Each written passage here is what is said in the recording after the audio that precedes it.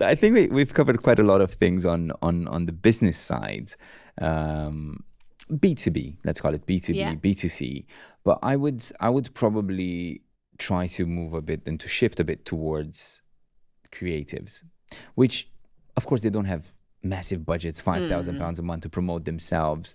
They don't have all this know-how behind them, but they want to get themselves out there. They want to make a difference. They want to create something with their, social media, with their own skills. So my question is, what are some of the most effective ways that freelancers or creatives can potentially showcase their work on social media? First tip that I would give before anything else, before you look at the ways that you're going to do it, is make sure you block out time to be able to do it. So don't think that you're going to, don't schedule your work, your client work that you'll be doing, and then think you can fit your own promotion in wherever you can. Make sure that you block the time out, whether that be an hour a day or whether you set one day a week aside for doing that. So that's my first tip. How would you go about it? Again, go back to who are your customers? Where are they? So where are your customers? Where are they hanging out? What platforms are they on? And then what is the problems that you solve for those people? And then once you've got that, then everything else should be a lot easier because you're talking to that person in the right way to help them solve their problem. Then the only other thing is you then need to do is inject a little bit of your own personality in there as to getting them to like you. So it's not all about the problem that you're solving, it's about you as well. This is what I wanted to touch upon exactly after this question. It was like, how do you build your brand as a freelancer? And you literally said it there. It's like, put yourself out there, get yourself out there a bit more, introduce a bit more of you, right? Yes. Is there anything else that you would recommend them while they're building their own brand? Give away your knowledge for free. Right, so probably the most famous example of this would be Joe Wicks. He was berated by so many PTs. I know because I know, like he came from the area where I live, and I know a lot of people that knew him. And a lot at the time, he was giving away lots of free workouts. He was giving away loads of free recipes, and people didn't like it. People shot him down for doing it, saying, you're giving away too much for free. But it's what's earned him a big following, loyalty, and obviously look, the success that he has had. And I think it's been that's a really good case study to show that it's not going to harm. You give your knowledge away, but just the right amount. Because at the end of the day, I mean, I could sit here and all day long and talk about how we do things and educate people on how to do things, but then actually doing it in reality isn't a completely different story because everybody else has got their day job to do. Right, yeah. And what's the best practice of getting clients as a freelancer through social media? So that would be my first thing. So, do lead magnets. So going back to building your email list, because that'll be the quickest and cheapest and probably the most effective way to do that because you really get to build those relationships. So offer a lead magnet, whether it be this is, 5 steps on how to create X. You might offer a template that people can customize to their own, to their own branding. If we're talking, let's say we talk about graphic designer, for example. Yeah. Offer a template that a business can then adapt to, their own branding. Maybe even give them a template on how to structure an organic post, for example, and then people can use that template. They'll download it. They'll thank you. They'll be really thank you for offering that knowledge, which normally you'd have to go and pay to be trained on how to do that. And they'll be grateful for you. It's human nature to, if you help me, I want to help you. And so that's what I would do, build the email list, and then you continue to build that relationship through the email list. Right. So in return to that, basically, you would get their email address, which you can utilize to promote more of your services or future. Right. That's a great, that's a really good strategy because, as you just mentioned earlier, it's not really expensive or it doesn't require a high budget. Do you have to put a budget behind it or? It depends on where you're at with your organic reach. Right. How many people are seeing your posts at the moment. A really good strategy to get more organic reach would be, I should have touched on this earlier, would be user-generated content. Right. Do something that, have a thing that you want, and you encourage people to share it. So always say what you want people to do. That's why call to action is so important, because you might think, oh, it sounds really obvious, and people will do it anyway, but they won't. So, if you're a physical business, so you've got a shop front or a hotel, everywhere around please follow us on social media, please recommend us on social media. Have all of that there and say the obvious. So give value, ask people to do what they want to do, what you want them to do. I think we can actually touch upon this point. You were mentioning earlier about the user-generated content, UGC. How many types of content should you have now applicable to business and freelancers should you have on your social media? So you have UGC content, you have your branded content, I assume. How many? What do you have to do? Tell us more. So things like behind the scenes content works really well. The best performing content that we have, regardless of the business, what the business does, the best performing content is always when it's something about a person that works in the business or about a customer. So it might be, this is our loyal customer, it's his 50th birthday. Or it might be, I don't know, Sally's had a baby. Those are always the pieces of content that work the best. But obviously you can't keep replicating that, because there's only so many anniversaries that can, that you can post about. The next one would probably then be case studies. And the reason why case studies, I think, work really well is because it's the age-old thing of storytelling. So it's not just about, oh, we're this business, this is what we do, and this is how it can help you. This is Mr. John Smith. This is the problem that he had, and this is what he did, and this is what he felt, and this is how we helped him, and this was the result. Isn't that amazing? Right. So case studies work really well. So that would be another one. So people, business, case studies, value. So offering people some value or something where they can learn. Give people something that's some history in either your business or your industry.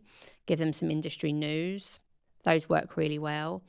And then you want to make people feel good from looking at your content as well. They want to be either entertained or, like I say, get that feel good. People always remember how you make them feel rather than what you tell them.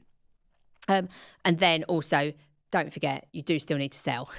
So you kind of, at least make sure 1 out of every 6 to 10 pieces of content that you create, you're promoting your service.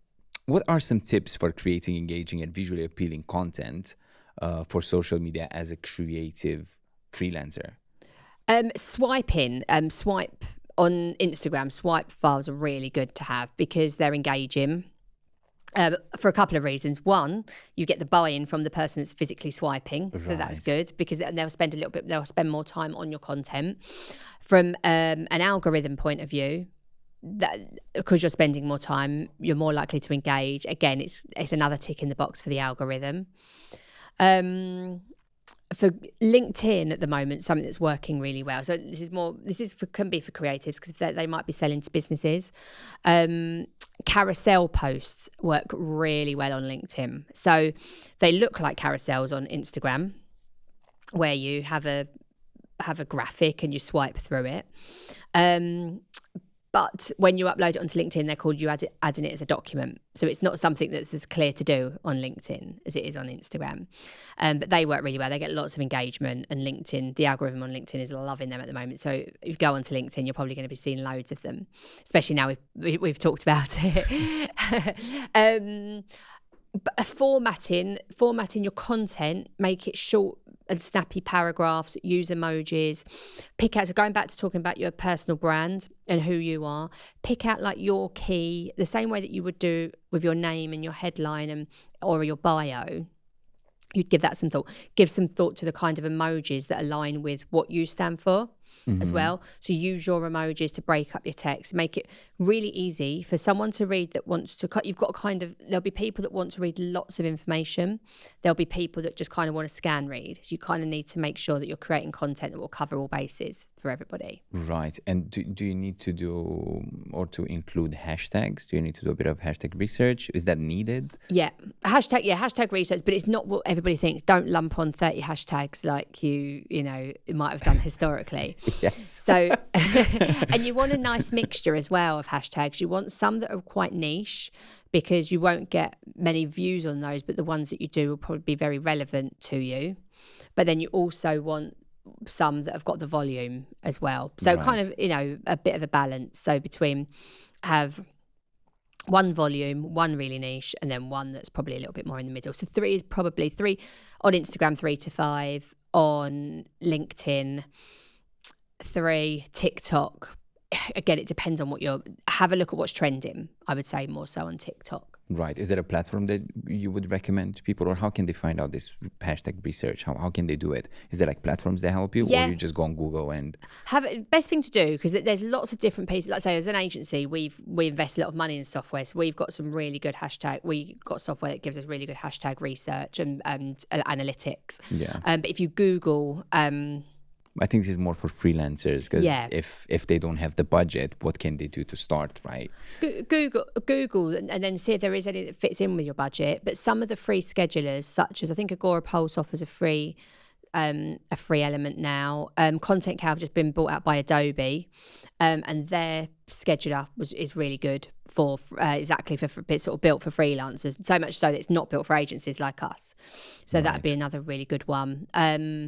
And most of them should offer hashtag research. Right. And with your copy, does it matter to be, as you mentioned earlier, does it matter to be specifically tailored for the post itself, or can you write anything and everything as long as it targets the audience? Or can I use ChatGPT to create content?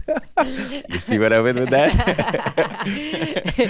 So ChatGPT is good if you're using the right. It's good to a degree if you're using the right prompts. If you're saying, write me a social media post about how to sell my bathrooms, why my bathroom is so nice that people should come and buy my bathroom suite from me, you're going to get a very generic answer. So the beauty is in the prompts and how you use it. Then, which is the most important thing, make sure that you adapt it and humanize it, so to be your tone of voice, because otherwise it's just going to be going back to when we talked about not being consistent. You want to be consistent.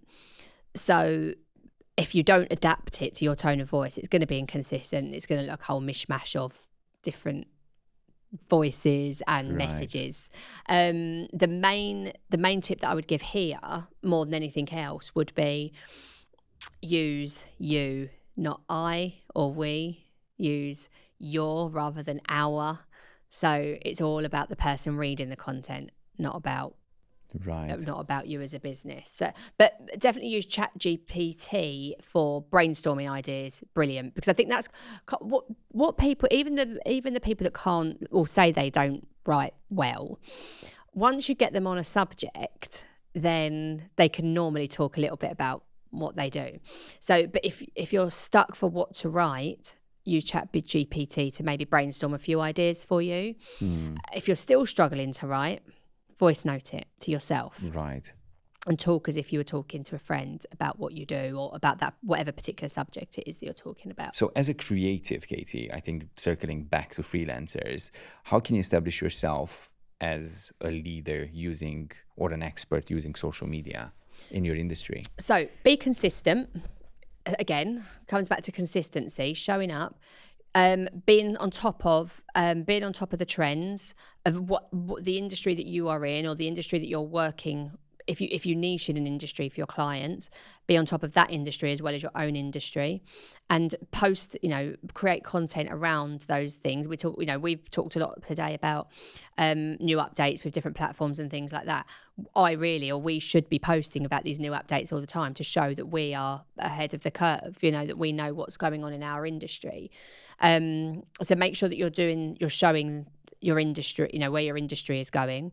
Show case studies that you've worked on, but be specific. You can leave clients' names out, but talk about the results that you've achieved for your clients, because that will also instill trust into people. There's loads of different things that you can do. Comment as well, not just talk your messages, engage where, you know, we talked Right. about, you know, let's talk about where your people are hanging out, where existing clients hang out, who are they looking at, who are they following, and go in and put your slant on what's being talked about, be Right. part of the conversation. That actually does indeed make a lot of sense, because it shows that you're knowledgeable. It shows that you're an expert in your industry, isn't it? And any advice for young social media managers, probably as a final thought? Keep posting, keep engaging, make sure you're staying up with all the latest trends, show your authority, don't be scared, don't be confident, find your voice, be confident and be consistent, because eventually you'll get there. If you look at YouTubers, we haven't discussed YouTube too much, but if you look at some of the YouTubers now, if you go and look at any of their backstories, they would be posting for years and not getting any likes or views or subscribers, and now they're making multi-millions every single month. Right. So that is quite a strong tool as well, YouTube. Yeah. Would you recommend businesses freelancers to invest time and finances in YouTube? Can you create campaigns on YouTube? Yeah, YouTube is a really good. Again, it depends on what you do. It depends on what area you're in. But YouTube is definitely another one to watch. Especially now they've released YouTube Shorts as well. It's a good place to be. They've got, if you're going to really invest your time in that area. They've developed a really good program for creators as well. So, yeah, let that be part of what you're doing.